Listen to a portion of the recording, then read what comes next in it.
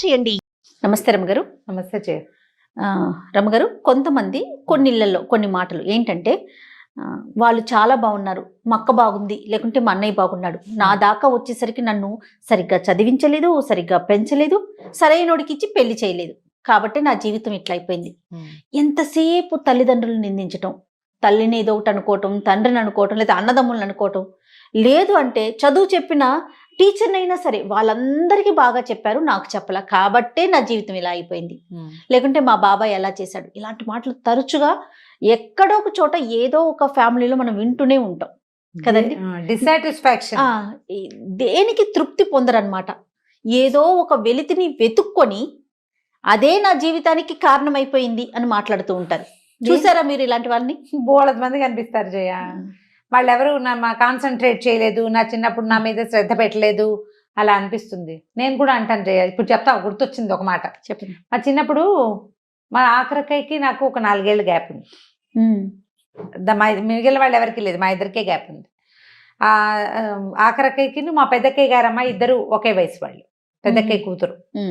వీళ్ళిద్దరికి సంగీతం చెప్పించేవారు, సంగీత మాస్టర్ వచ్చేవారు, ఎంత బాగా పాడేవారు. కొన్ని పాటలు ఆయన మా అక్కయ్య వాళ్ళకి చెప్తుంటే నేర్చేసుకునేదాన్ని.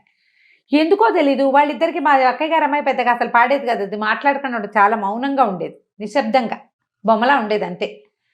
మా చిన్నక్కయ్య బాగా పాడేది. వాళ్ళిద్దరికీ సంగీతం చెప్పించారు, నాకు చెప్పించలేదు. మీరు అడిగారా? ఏమో అప్పుడు నాకేం తెలుసు, నేను ఏదో ఆడుకుంటూ ఎగురుకుంటూ ఉండేదాన్ని, ఏదో తిరుగుతుండేదాన్ని. మాస్టరు మా అక్కయ్యకి చెప్తుంటే వినేసి పాడేస్తూ ఉండేదాన్ని. కానీ మరి మా అక్కయ్య ఒకలా పాడుతుంటే నేను ఇంకోలా పాడేస్తూ ఉండేదాన్ని. కుట్టిగా నాన్న కుట్టి గోల్ చేస్తుందంటే కేకలేసేవాళ్ళు పోతుండేదాన్ని ఎక్కడికో ఆడుకోవడానికి. అంత కుదరలేదు. కూర్చోబెట్టుంటే నాకు కూడా వచ్చేదేమో మరి. ఇప్పుడు నాకు ఆనాడు రాని సంగీతానికి మా అమ్మనో నాన్ననో మా పెద్దకైనో మా చిన్నకైనో నాకు చెప్పించకుండా దీన్ని చెప్పించారని దాని మీద కోపమో నేనేం చేస్తాను చెయ్య. నా చిన్నతనం వల్ల, నా శ్రద్ధ లేకపోవటం వల్ల, నాకు కుదురు లేకపోవటం వల్ల కూడా బహుశా నాకు సంగీతం అప్పుడు చెప్పించలేదు. ఇప్పుడు అదే అనుకోవాలి కదా జయ. ఇప్పుడు మా నాన్న నా మీద శ్రద్ధ పెట్టలేదు అని మా నాన్న ఇష్టం లేదనుకుంటే తిట్టుకోవాలా నేను? తప్పు కదా. ఇప్పుడు మా అక్కయ్య వాళ్ళ సంగీతం నేర్చుకుని ఉద్ధరించింది లేదు, ఇవాళ నేను నేర్చుకోక నేను ఇదైపోయింది. ఒకవేళ ఉద్ధరించినా అప్పటి పరిస్థితి ఏంటో, ఎందుకు మిమ్మల్ని కూర్చోబెట్టలేదో కదా. కూర్చోలా, నేను కూర్చోలేదు. ప్రధానమైన నా పాయింట్ నేను చెప్తున్నా కదా. ఎప్పుడైనా అప్పుడు మాటలు వచ్చినప్పుడు అనుకుంటుంటాం అనమాట, మాస్టరు ఒకటి తెలుగు పాట చెప్తుంటా, జై హే ఆంధ్రమాత అని, ఎంత బాగుండేదో. అప్పుడప్పుడు పదాలు గుర్తొస్తే ఆయన కంఠం కూడా భలే చెవిలో మెదులుతూ ఉంటుంది. నేను పెద్దగా కూర్చుని పాడేదాన్ని కాదు, వాళ్ళు పాడుతుంటే ఎక్కడెక్కడో ఎగురుకుంటూ పొగడి చెట్టెక్కి అక్కడ కూర్చుని ఇక్కడ కూర్చుని విని వచ్చినవే 4 ముక్కలు, కొన్ని వర్ణాలు అవి కూడా నేను అప్పుడు వినవే కొన్ని వచ్చు నాకు. అంత శ్రద్ధ లేదు, బుద్ధి లేదు. ఒకవేళ వీళ్ళు స్కూల్కి పంపించినా నేను అంత శ్రద్ధగా లేను, కాలేజీకి పంపించినా శ్రద్ధగా, వాళ్ళు శ్రద్ధ పెట్టలేదంటే కుదురుతుంది. పాపం కొంతమంది పిల్లలు అడుగుతారు పాపం. అవును. అప్పుడు తల్లిదండ్రులకి అవకాశం ఉండదో, వాళ్ళకి డబ్బులు లేకో, ఆనాడు అవకాశం కుదరకో, 2-3 పిల్లలకి ఒకేసారి చెప్పించలేకో, ఏవో వ్యవహారాలు అయ్యి ఆ పిల్లలకి చెప్పించలేకపోతారు, చేయలేకపోతారు. పెళ్లి సంబంధాలు పెద్దమ్మాయిలకి మంచి మ్యాచెస్ కుదురుతాయి. చిన్నమ్మాయి దగ్గరకు వచ్చేసరికల్లా వీళ్ళకి పై వాళ్ళకి ఉన్న నాటి ఆస్తిపాస్తులు కానీ అవి ఉండకపోవచ్చు. అవును. వాళ్ళకు వెతుక్కుంటూ వచ్చిన సంబంధం ఇక్కడికి రాకపోవచ్చు. చాలా కుటుంబాల్లో చూస్తాం. పెద్ద పిల్లలకి గ్రాండ్గా పెళ్లిళ్ళై ఆఖరి పిల్లలు బికమొహాలతో మిగిలిపోయిన సినిమా కథలు కూడా చూస్తాం. కాలం ప్రతిసారి ఒకేలా ఉండదు. దీనికి మనం ఎవరిని బాధ్యుల్ని చేయలేము, చెయ్యకూడదు. భారతదేశం కర్మభూమి కాదు కదా. అవునండి. ఇక్కడ మనం చేసిందే మనం అనుభవిస్తాం. ఒకే అమ్మా నాన్నకి పుట్టిన 10 మంది సంతానంలో మొదటి వాళ్ళ రాత ఆఖరి వాళ్ళ రాత ఒకలాగా ఉండదు. మన అమ్మా నాన్ననే, మన ఒక రక్తమే పంచుకుని పుడతాం మనం. కేవలం మన మధ్య రక్తపాశమే ఉంటుంది, కానీ మన కర్మ దుర్విపాకం వల్లే మనకి రావాల్సింది పోయింది ఉంటుంది అంతే. ఇప్పుడు మా పెద్దక్కయ్యని మా నాన్నగారు ఎంత బాగానో చూశారు.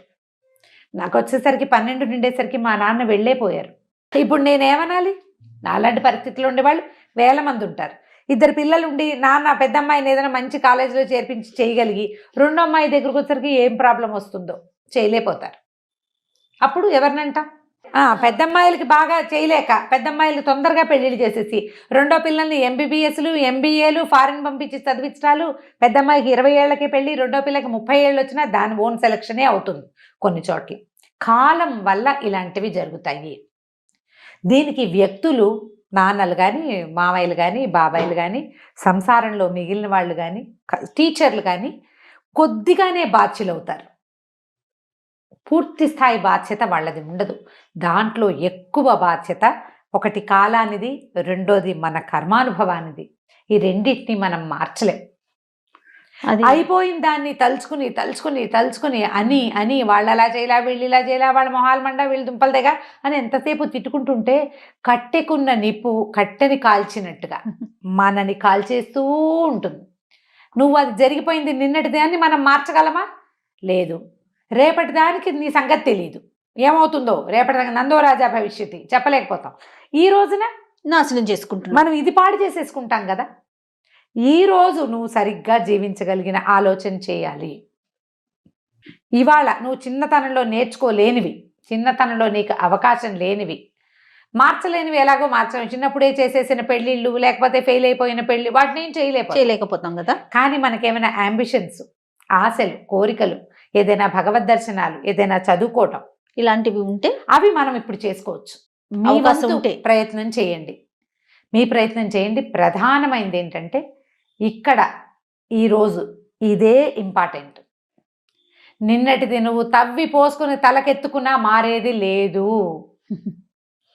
నువ్వు ఎంతసేపు తవ్వటం వల్ల తిలాపాపం తలా పిడికడని ఎవరైనా నిజంగానే నీ పట్ల ఎగ్గే తలపెట్టి నిన్ను పాడు చేయాలనే భావించి నీకు సహాయం చేయకుండా నిన్ను వదిలేసి నిన్ను నాశనం చేసేందుకు ప్రయత్నం చేస్తే వాళ్ళ పాపం ఎంత ఉంటుంది, నువ్వు గింజంత. నువ్వు గుప్పెళ్ళు పంచుకుని అందరికీ పంచిపెడతావు. వాళ్ళు నిజంగా నీ పట్ల తప్పే చేస్తే వాళ్ళకి పడాల్సిన శిక్షని నువ్వు చెప్పి పల్చం చేసేస్తావు. అంతే జరుగుతుంది, అంతకంటే ఏమవదు. నీకు ఉండాల్సిందేమిటి? రేపటి మీద ఆశ. ఈ రోజులో బతకటం కావాలి మనకి. బీ పాజిటివ్ అని కొన్ని వీడియోలు చేశాను కదా, దాంట్లో కూడా నేను ఈ విషయం చెప్పాను. రేపు ఏం లేదు, నీకు తెలియదు అసలు. నిన్నటిది నువ్వు మార్చలేవు. ఎందుకు నిన్నట్లో బతుకుతూ రేపటిని చెడగొట్టుకుంటావు? ఈ రోజు అసలు పోయిపోయింది, ఈ రోజు అసలు లేదు. ఇంకా అంతసేపు తలుచుకోవటము, తిట్టుకోవటము, చెప్పటము. ఎవరికైనా చాలా మంది సమస్యలు మాట్లాడాలంటారు జయ, అడుగుతారు పాపం నన్ను. చాలామందికి అవకాశం ఇస్తాం. మరి కౌన్సిలింగ్ సెషన్స్లా కాకపోయినా అమ్మ ఇక్కడ పెట్టండి, ఇన్స్టాలో మీ సమస్య ఇక్కడ పెట్టండి, చాట్ చేయండి, నేను చెప్తానని చెప్పేస్తా. మెసెంజర్లో చెప్తాను, ఫేస్బుక్లో అడిగిన వాళ్ళు, వాట్సాప్లో అడిగిన వాళ్ళు, ఈ నలుగురికి నేను సమాధానం చెప్తూనే ఉంటాను. చిన్న ప్రశ్న అయితే నన్ను ఇక్కడ అడగండి, నేను చెప్తాను అని. వీళ్ళకి చాలామందికి అంటే సభాముఖంగా ఇంత అందరికీ ఎందుకు చెప్తున్నానంటే మన విషయానికి సొల్యూషన్ వద్దు, మన సొద చెప్పాలి అంతే. కష్టం చెప్పుకోవాలి తప్ప దానికి సొల్యూషన్, ఎందుకంటే దానికి సొల్యూషన్ లేదనే విషయం వాళ్ళకే తెలుసు. వదిలేయటమే సొల్యూషన్. వదిలేయలేకపోతారు ఆ కష్టం. ఇప్పుడు తమకి నేను బాగా వాళ్ళకి నచ్చాను, సొంత అక్కయ్య గారు మీరు చెప్పేసుకోవాలి. కాదురమ్మ గారు, మీరు వదిలేయండి అని చెప్పినా వినిపించుకోరు, మీదే కరెక్ట్ అని చెప్పాలని ఎక్స్పెక్ట్ చేస్తారంటారా? అది ఆ ఆలోచన ఉంటుందా? చాలా మందికి అలాగే ఉంటుంది. వాళ్ళతో పాటు వాళ్ళకి ఎవరి వల్ల ఇబ్బంది జరిగిందో వాళ్ళని నేను కూడా తిట్టాలి. అదేలేండి. దీన్ని ఇక్కడ వదిలిపెట్టండి అంటే ఎంతో కష్టం చేయ, ఇది చాలా కష్టం. నిన్నటి దాన్ని మర్చిపోవటం, నిన్నటిని జ్ఞాపకం చేసుకోకుండా ఉండటం, బాధించే జ్ఞాపకాలని వదిలిపెట్టడం ఎంత కష్టమో జయ, ఎంత కష్టం. మనకు జరిగిన అవమానాన్ని కానీ మర్చిపోగలుగుతామా? లోపల రగిలిపోతూ ఉంటుంది. కానీ వదిలేయాలి. వదిలితేనే నువ్వు బతుకుతావు, నువ్వు హాయిగా ఉంటావు. లేకపోతే అది అనారోగ్యంగానో మానసిక జాడ్యంగానో నీతోటే ఉంటుంది. నన్ను ఇబ్బంది పెట్టిన వాడు నా తప్పేం లేకుండా వాడి కర్మ వాడు అనుభవిస్తాడు అని వదిలే. నేనే పొరపాటు చేశాను, ఎప్పుడు ఏ జన్మలో ఏది చేశానో అందుకు నేను దీన్ని అనుభవించాల్సి వచ్చింది, నా కర్మ, దీనికి అనుగుణంగా నాకు ఇది జరిగింది అని అనుకుంటే తల్లిని అనేసుకుంటారు, తండ్రిని అనేసుకుంటారు, భగవంతుని కూడా అనుకుంటారు. దేవుడిని తిట్టేవాళ్ళు. మా నాన్నగారు చనిపోయారు, నేను అప్పటి నుంచి దేవుడిని నమ్మడం మానేశారని చెప్పారు నాకు ఒక ఆవిడ. అంటే దేవుడిని నమ్మితే నాన్న మనతో పాటు కలకాలం ఎవరి నాన్నలైనా బతికుంటారమ్మా? బుద్ధుడి కథ ఒకటి. ఒక ఆవిడ తన కుమారుడిని తీసుకొచ్చి అడిగింది, నా పిల్లవాడు చనిపోయాడు, భర్త లేడు, పిల్లాడు చచ్చిపోతే నేను ఎట్లా బతకను దేవా, బతికించు నా కోసం అని. బుద్ధ భగవానుడు ఆవిడకి ఏం చెప్పాడంటే, అమ్మ మరణం లేని ఇంట్లో నుంచి ఒక గుప్పెడి బియ్యం తీసుకురా, నీ పిల్లాడిని బతికిస్తానన్న. ఆవిడ పొద్దు నుంచి సాయంత్రం దాకా మొత్తం శ్రావస్తిలో ఉన్న అన్ని ఇళ్ళకి వెళ్ళింది. అవును, మరణం లేని ఇల్లు లోకంలో ఉండదు. మన పరిస్థితులు అట్లా ఉంటాయి. సడన్గా నాన్న డెత్, చనిపోవటం, అవును. కుటుంబానికి ఏ ఆసరా లేకపోవటం, మనకి ఏదో బోళ్ళని జీవితం మీద ఆశలు పెట్టుకుంటే ఆశలు కూలిపోవటం, మన కర్మానుభవం. భగవంతుడు ఏం చేయలేడు అందులో. నువ్వు భగవంతుడి మీద ద్వేషం పెట్టుకుంటే నీకు ఆ సహాయం కూడా ఉండదు.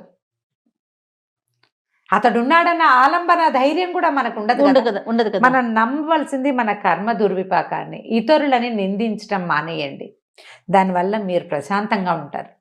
మీరు ఇప్పుడు ఈ రోజున మీరు కోల్పోయిన దాంట్లో ఏవైనా కొన్ని గెయిన్ చేయగలరేమో ప్రయత్నం చేసి ఆ దిశగా ప్రయాణించండి హోప్ఫుల్గా. అది చేస్తే ప్రశాంతత వస్తుంది. ఎవరిని వాళ్ళు ఎలా చేశారు, వీళ్ళు ఎలా చేశారు, వాళ్ళు సరిగ్గా చేయలేదు అనేటప్పుడు నేనేమైనా సరిగ్గా ఉన్నానా అనేది ప్రశ్నించుకోండి. నేనున్నానా సరిగ్గా? నేను చేసేది కరెక్టేనా, లేదా నేను ఇప్పుడైనా నేను సరిగ్గా, వాళ్ళు ఎవరో సరిగ్గా లేదు, నేనైనా సరిగ్గా ఉంటాను. మన వైపుకి ఆలోచనే రాకపోతుంది అమ్మగారు. అలా రాదు చేయాలి. లోక సహజమైంది. దాంతో ఉక్రోషంతో మనం ఆలోచించలేకపోతాం.